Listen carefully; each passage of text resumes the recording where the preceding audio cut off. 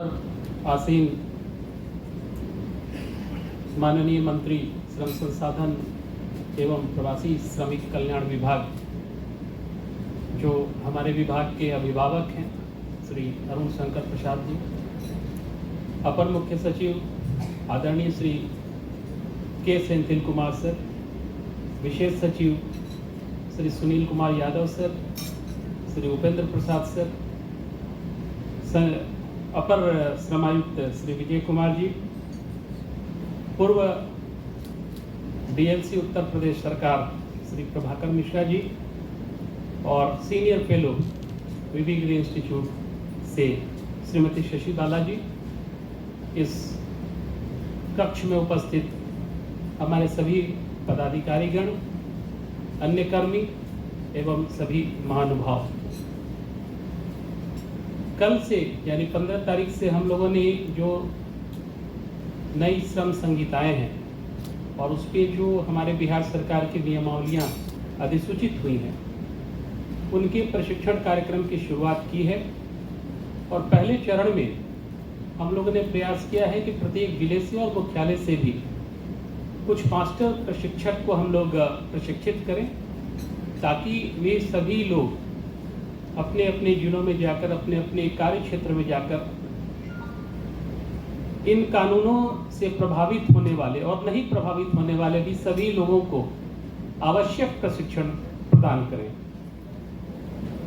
मेरा यह मानना है कि कामगार हैं तो उद्योग है और उद्योग है तो कामगार हैं, तो हमेशा इन दोनों पक्षों के अधिकारों की रक्षा के लिए एक बैलेंस होना चाहिए और इसी बैलेंस को स्थापित करने की कोशिश की गई नई श्रम संहिताओं में। आप जानते हैं, कोई देश जैसे जैसे विकसित होते जाता है तो वहां पर कानूनों की संख्या कम होते जाती है। अब जरा हम सोचिए कि हमारे यहाँ 29 से भी अधिक श्रम कानून थे और कई कानूनों के प्रोविजंस भी ऐसे थे जिनको लागू करना भी कठिन था, पारदर्शिता का भी थोड़ा अभाव था और कहीं कहीं एक दूसरे से कॉन्ट्राडिक्ट भी करते थे। तो कानूनों के सरलीकरण के लिहाज से, श्रमिकों के हितों की रक्षा के लिहाज से, उन्हें बेहतर सामाजिक सुरक्षा का कवच प्रदान करने के लिए कार्यस्थल पे श्रमिकों के स्वास्थ्य इत्यादि की चिंता करते हुए सबको मिलाकर 4 नए लेबर कोड्स को अधिसूचित किया गया। और हमारे बिहार सरकार की नियमावलियां भी जिन बिंदुओं पर केंद्र सरकार ने हमें प्राधिकृत किया था कि राज्य अपनी नियमावली बनाएं, तो हम लोगों ने बनाया। और ये हर्ष की बात है कि इसमें नियमावली बनाने में हम सभी राज्यों में अग्रणी राज्यों में हैं और बड़े राज्यों में शायद हम पहले या दूसरे होंगे जिन्होंने अपनी नियमावलियां अधिसूचित की हैं। लेकिन नियम बनाना उतना मुश्किल नहीं है जितना उन नियमों का अनुपालन कराना। अनुपालन कराने के दृष्टिकोण से भी ये कोड्स बड़े अच्छे हैं और उनका अनुपालन कराना भी ज़्यादा सुगम है। प्रशिक्षण तो महत्वपूर्ण है। हमारे समाज में क्या है, एक खाली बर्तन है या थोड़ा बहुत भरा हुआ है और एक पूरा भरा हुआ बर्तन है। तो दोनों में अगर चुनना हो तो शायद सभी लोग जो पूरा भरा हुआ बर्तन है उसको चुनेंगे।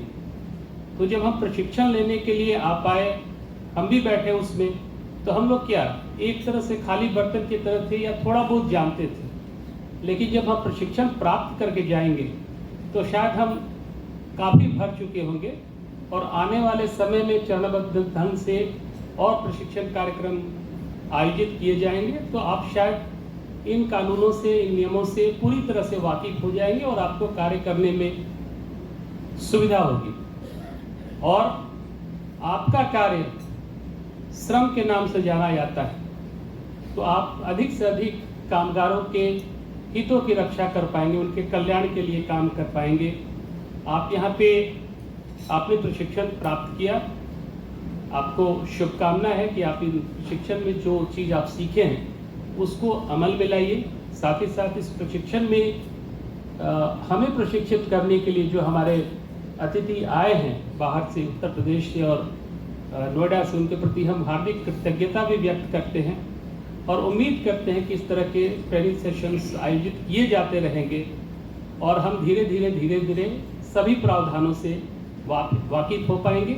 एक बार आप सभी को हम सफलतापूर्वक प्रशिक्षण कंप्लीट करने के लिए, 2 दिवसीय प्रशिक्षण कंप्लीट करने के लिए सभी प्रतिभागियों को हार्दिक बधाई देते हैं, शुभकामना देते हैं और सभी विभाग के सभी पदाधिकारियों को शुभकामना देते हैं कि आपकी मेहनत से हम अच्छा से अच्छा कार्य करेंगे। धन्यवाद। Thank you.